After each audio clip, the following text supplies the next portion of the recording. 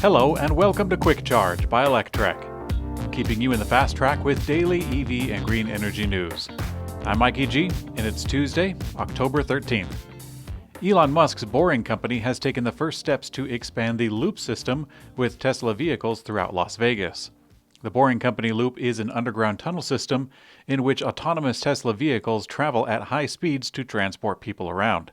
Today, the Las Vegas Convention and Visitors Authority, or LVCVA, they said, quote, "During the Las Vegas Convention and Visitors Authority's Board of Directors meeting today, Steve Hill, LVCVA President and CEO, shared that Musk's tunneling company recently submitted its special use permit application to the City of Las Vegas and intends to file a land use design review application in Clark County shortly, the first steps in the process to construct the system across Las Vegas. Now, the company is expected to move fast and has already applied to expand the system from the LVCVA to a few resorts, such as the upcoming Resorts World Las Vegas. Tesla has reduced the price of its flagship sedan, the Model S, today. The electric car is now down $3,000 and starts at $71,990. The price of the electric sedan hasn't been this low since back when it was offered with a smaller battery pack. The pricing update follows price cuts across Tesla's lineup earlier this year that's affected the Model 3, Model S, and Model Y. The price remains unchanged for the Plaid Edition, said to become the fastest production car on the planet. Tesla is looking into moving current and future vehicle programs to steer-by-wire with a new motor, gear train, and chassis team in Austin, Texas. By the way, steer-by-wire system eliminates the use of a mechanical linkage in the steering system, and instead it only relies on electrical or electromechanical systems for steering. Anyways, the automaker wrote in a new position for a mechanical design engineer for motors in Austin, quote, "Tesla is in need of mechanical engineers to design propulsion motors from concept to volume production." Tesla goes on to write, quote, "The engineer will engage in product development for current and future vehicles, specifically steer-by-wire and brake motor integration, and provide a solid foundation for future vehicle engineering operations in Texas." A new review was posted on Electrek's YouTube channel, this time for the Jetta Model Y Center Hub console, which smoothly plugs in to bring 2 USB-C and 3 USB-A ports to your Tesla vehicle. You can find a coupon code with the review for $15 off on our site, electrek.co. This episode of Quick Charge Podcast is brought to you by Electrify America, the nation's largest coast-to-coast charging station network for electric vehicles. No matter where you're heading, they have chargers nearby. And at charging speeds up to 350 kilowatts for capable electric vehicles, they'll help you get there fast. Find out what they're up to at electrifyamerica.com. That's electrifyamerica.com. Electrify America. Hello, freedom.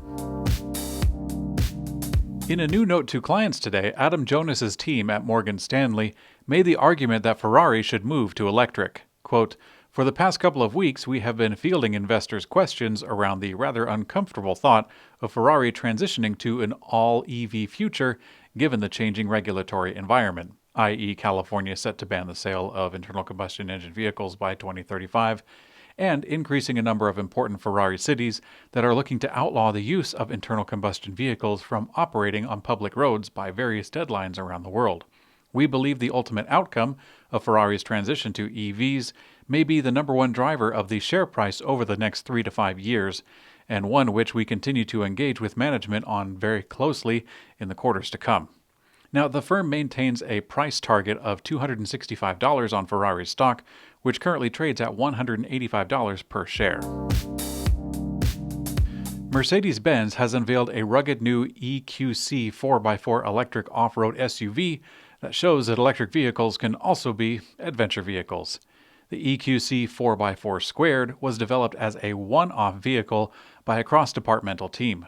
Markus Schaefer, a member of the board of management of Daimler AG and Mercedes-Benz AG, commented on the vehicle saying, quote, "Our aim is to combine modern luxury and sustainability with emotional appeal. The EQC 4x4 Squared shows how enjoyable sustainable mobility can be.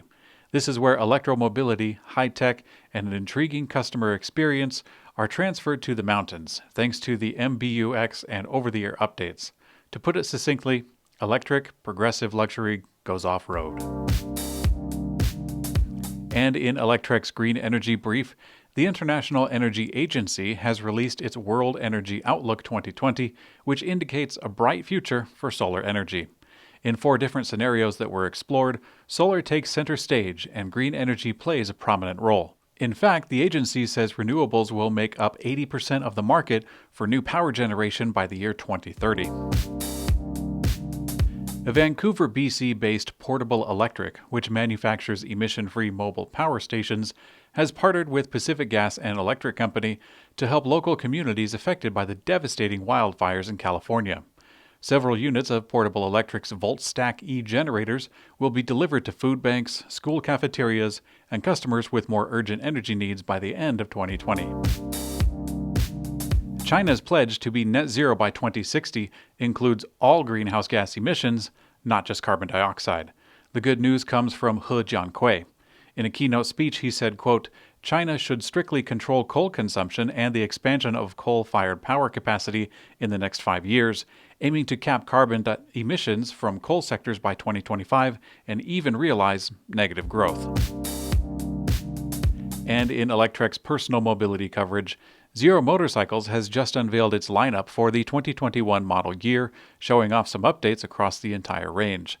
The company's 2021 lineup is headlined by the Zero's newest 2 motorcycles, the Zero SRS and the SRF. Both of the bikes carry an 82-kilowatt motors and can reach speeds of up to 124 miles per hour. They run on Zero's Cypher 3 operating system, and now all of Zero's motorcycles either use Cypher 2 or 3. As Zero Motorcycles CEO Sam Paschal said, quote, despite the challenges of 2020, Zero Motorcycles has continued to see impressive growth. Thanks for watching Quick Charge by Electrek.